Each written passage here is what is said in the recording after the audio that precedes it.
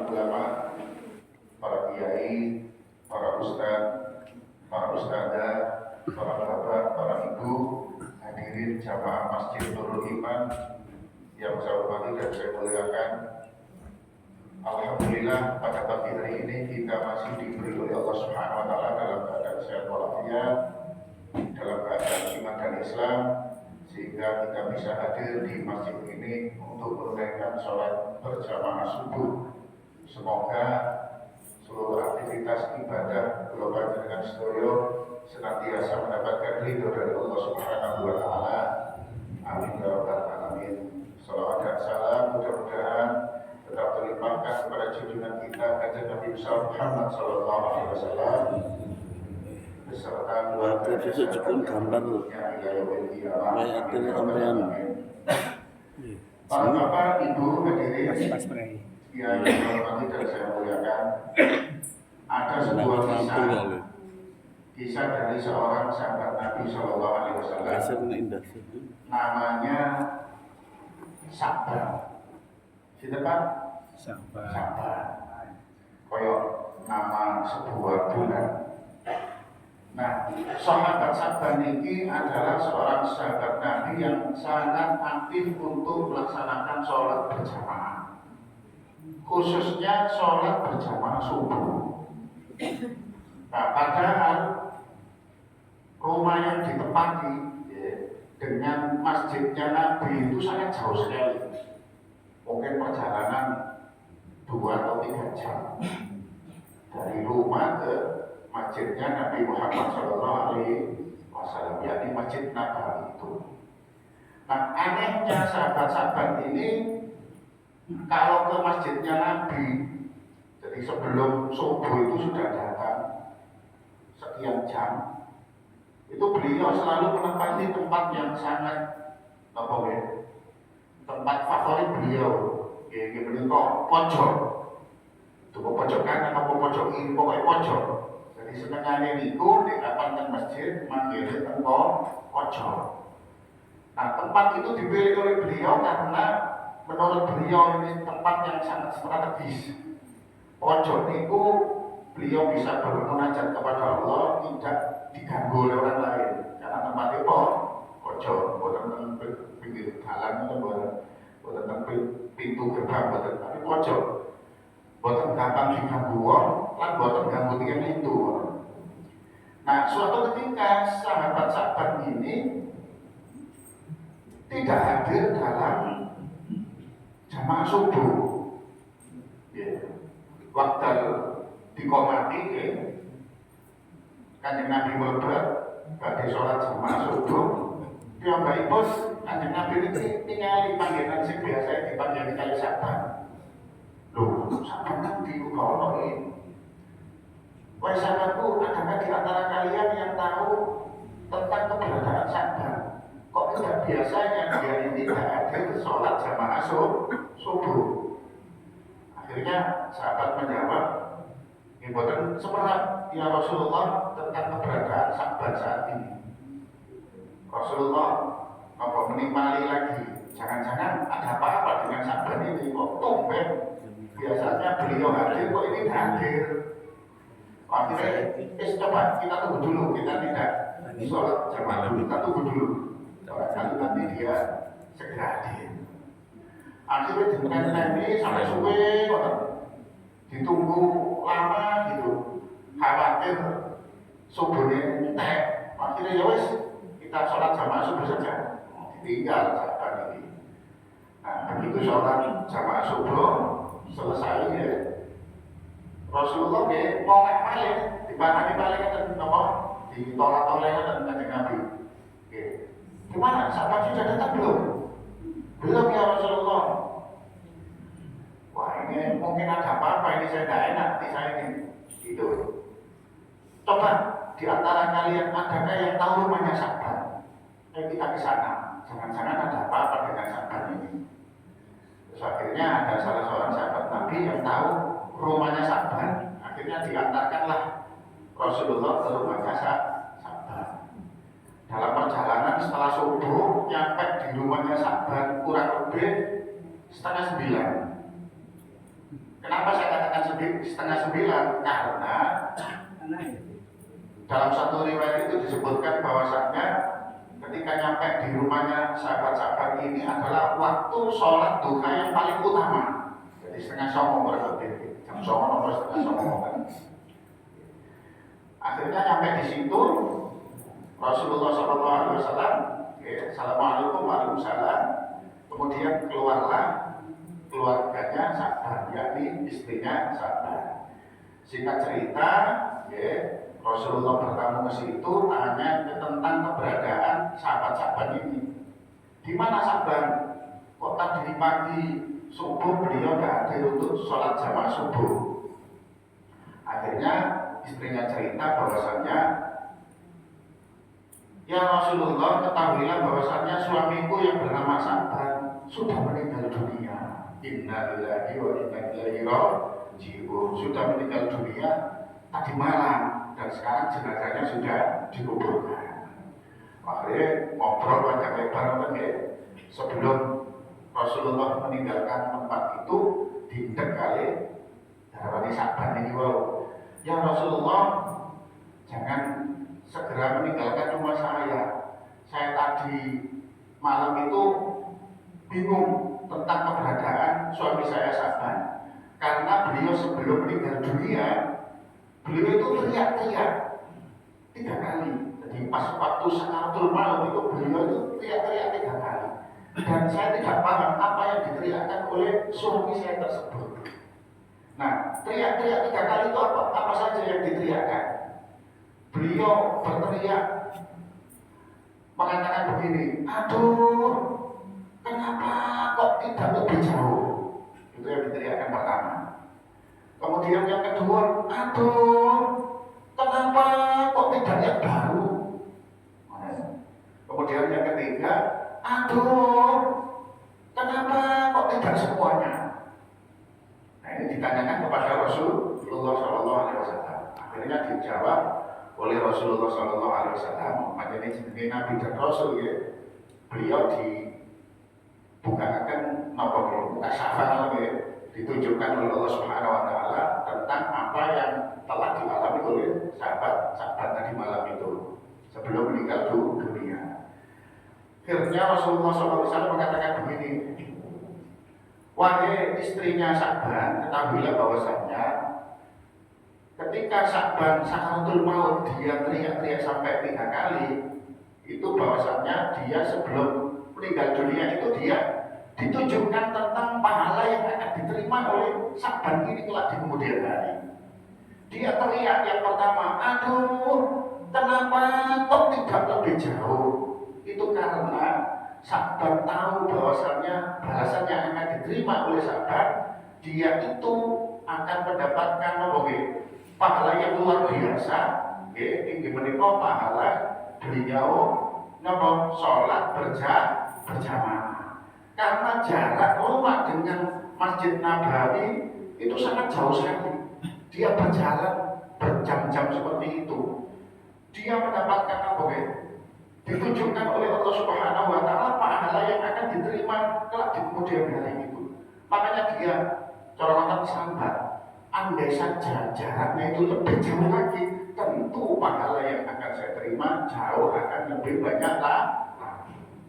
Makanya dia balik teriak macam itu, kenapa kok tidak lebih jauh lagi? Tapi jalur sih luwe atau panen. Itu yang pertama. Nah yang kedua, aduh, kenapa kok tidak yang baru? Karena beliau pas sakaratul maut itu ditunjukkan oleh Allah Subhanahu Wa Taala pahala yang akan diterima kelak di kemudian hari. Bahwasannya suatu ketika sahabat-sahabat ini dalam perjalanan menuju ke masjid. Ketika di tengah perjalanan di musim dingin yang sangat dingin sekali, dia ketemu dengan orang yang akan menuju ke masjid. Dia kedinginan di tengah jalan itu. Dia kedinginan, akhirnya sahabat-sahabat ini kasihan. Beliau memberikan baju yang dia pakai. Jadi nanti yang musim dingin itu lambi rangkap dia. Jadi itu beberapa rangkap modern. Nah kebetulan baju yang dikeluarkan yang dikasihkan ke dia yang kedinginan tadi adalah baju yang baju yang lama, bukan yang baru itu di dalam. Ya. Akhirnya ketika beliau ngasih tersebut, ya setelah dikasih, dirapet, dibetok, diajak ke masjid sarang-sarang, krono adem sangat itu wow. Nah beliau itu ketika sakaratul maut ditunjukkan oleh Allah Subhanahu Wa Taala tentang pahala yang akan diterimanya kelak di kemudian hari. Ya. Makanya piyambak pun betul. Kenapa kok enggak yang baju yang baru yang saya kasihkan kepada beliau, tapi ini baju yang lama. Andai baju yang baru yang saya kasihkan kepada orang yang keinginan tadi, tentu pahalanya akan lebih tinggi lagi dari apa yang akan saya terima kelak di kemudian hari. Makanya piyambak itu betul menyesal. Itu sih apa benar? Kali. Sing nomor 3, ya. Aduh, mengapa kok tidak semuanya suatu ketika, suatu saat, ya, apa yang dilakukan oleh sahabat-sahabat ini, ya, piyambake ditamoni dening tiang, tiang ngemis, tiang minta-minta. Nah, kebetulan tiang yang ngemis ini sudah beberapa hari dia tidak makan, dia kelaparan, bertamu ke rumahnya sahabat-sahabat. Akhirnya sahabat-sahabat kebetulan waktu itu memakan 2 roti. Jadi tiang Arab itu kebiasaannya, ya, sarapan itu pakai roti, rotinya itu dicolok susu.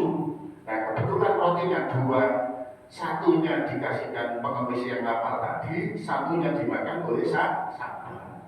Akhirnya amalia seperti itu kelak di kemudian hari pada saat bahwa sahabat-sahabat ini mengalami sakaratul maut, Allah Subhanahu Wa Taala menunjukkan kebaikan yang dia lakukan itu, ya, pahalanya yang luar biasa. Dia betul, kenapa kok tidak saya kasihkan semua? Kalau saya kasihkan semua, tentu saya akan mendapatkan pahala yang akan lebih jauh, lebih tinggi lagi. Nah, itulah penyesalan yang dialami oleh sahabat-sahabat. Nah, ini saya ceritakan, ya, dengan panjenengan sedaya, ya, termasuk pembelajaran kaki kula, ya. Apa pembelajarannya? Pembelajarannya, ya, kula panjenengan sedaya, alhamdulillah sampai hari ini masih diberi oleh Allah Subhanahu Wa Taala kesempatan hidup, terutama kesempatan hidup wonten ing bulan Ramadan. Mari kita gunakan kesempatan hidup ini dengan sebaik-baiknya untuk memperbanyak amaliyah ibadah kepada Allah Subhanahu wa Ta'ala. Fastabiqul khairat, berlomba-lomba dalam kebajikan. Supados napa? Supados kula panjenengan sedaya nalika wangsul dhateng Allah Subhanahu wa Ta'ala mangke menyesalnya boten nemen. Nah, ini tiang itu padahal melampaui kesaenan. Nah, napa malih kula panjenengan sedaya boten ngelampaui kesaenan, tentu jauh lebih menyesal la billah. Kula panjenengan sedaya alhamdulillah ditakdir Gusti Allah saged ngelampaui puasa Ramadan. Iki kedah kula panjenengan sedaya syukuri. Kula panjenengan sedaya ditakdir kali Gusti Allah saged ngelampaui salat jamaah kados mekaten punika. Iki monggo dipun syukuri. Perlu diketahui bahwasanya dalam beberapa riwayat yang pernah saya baca, kula panjenengan sedaya yang berjalan dari rumah menuju ke masjid itu pahalanya luar biasa. Langkah kita menuju masjid, langkah pertama itu bisa menghapus dosa-dosa kula panjenengan sedaya. Langkah yang kedua itu bisa mengangkat derajat kula panjenengan sedaya lebih tinggi di hadapan Allah Subhanahu wa Ta'ala. Sebab itu jamaah yang dimuliakan oleh Allah Subhanahu wa Ta'ala, mumpung kula panjenengan sedaya tasih dipun paringi Allah Subhanahu wa Ta'ala sehat walafiat, mengenai bulan Ramadan ingkang kados mekaten menika, monggo dipun ginakaken saestu-estu dalam rangka untuk meningkatkan amal kesaenan, amal ibadah dhateng Allah Subhanahu wa Ta'ala. Salat tarawih monggo dipun lampahi, salat-salat sunnah yang lain juga demikian. Ayo dikerjakan, tadarus Al-Quran dan lain sebagainya, ya, termasuk kula panjenengan sedaya sedekah takjil, ya, dan lain sebagainya, monggo dipun tingkataken. Perlu dinapa? Perlu datang napa? Dikombinasikan napa?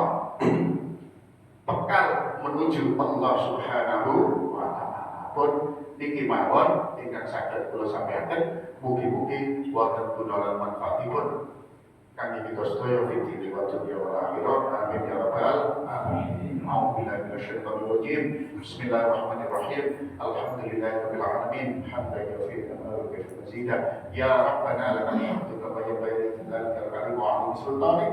Allahumma shalli ala sayyidina Muhammad wa ala ali sayyidina Muhammad. Allahumma ighfir lana wa li walidina warhamhum kama rabbawna shighara. Allahumma ighfir lil muslimina wal muslimat wal mu'minina wal mu'minat al ahya'i minhum wal amwat innaka sami'un qaribun mujibud da'wat ya rabbal hajat ya rabbal hajat ya rabbal hajat. Allahumma rzuqna ziyarat baitikal mu'addab wa rasulikal mukarram fi hadzal an wa fi kulli an bi ahsanil hal. Allahumma khtim lana bil iman wal islam.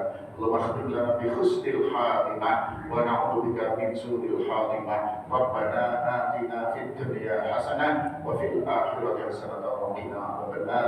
Wa sallallahu ala sayyidina Muhammad walhamdulillahi rabbil alamin. Al-Fatihah. A'udzu billahi minasyaitonir rajim. Bismillahirrahmanirrahim. Alhamdulillahirabbil alamin. Arrahmanirrahim. Maliki yaumiddin. Iyyaka na'budu wa iyyaka nasta'in. Ihdinas siratal mustaqim. Siratal ladzina an'amta 'alaihim ghairil maghdubi 'alaihim waladdallin. Terima kasih, mohon maaf. Wallahul muwaffiq ila aqwamit thoriq. Wassalamualaikum warahmatullahi wabarakatuh.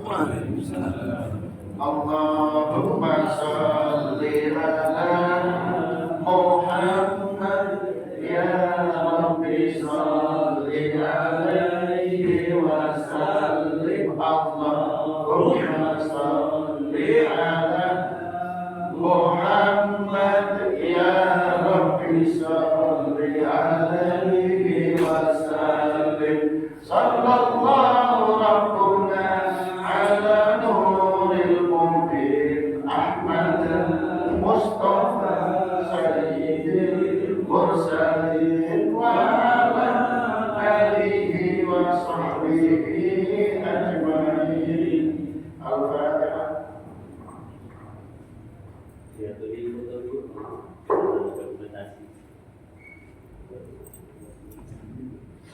ada betul.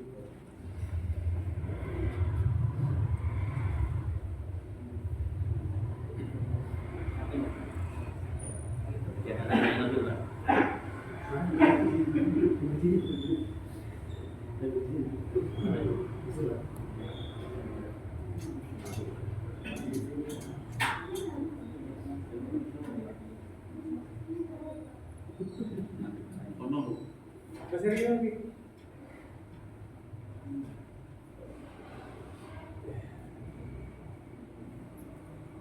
Satu, dua, tiga.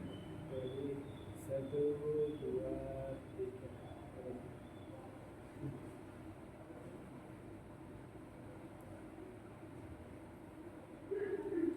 Satu, dua,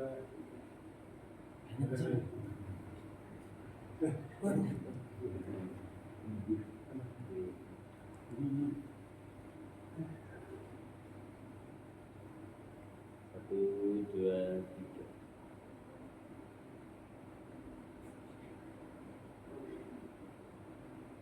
Satu, dua. Oke. Ada sih. Sini kita masuk.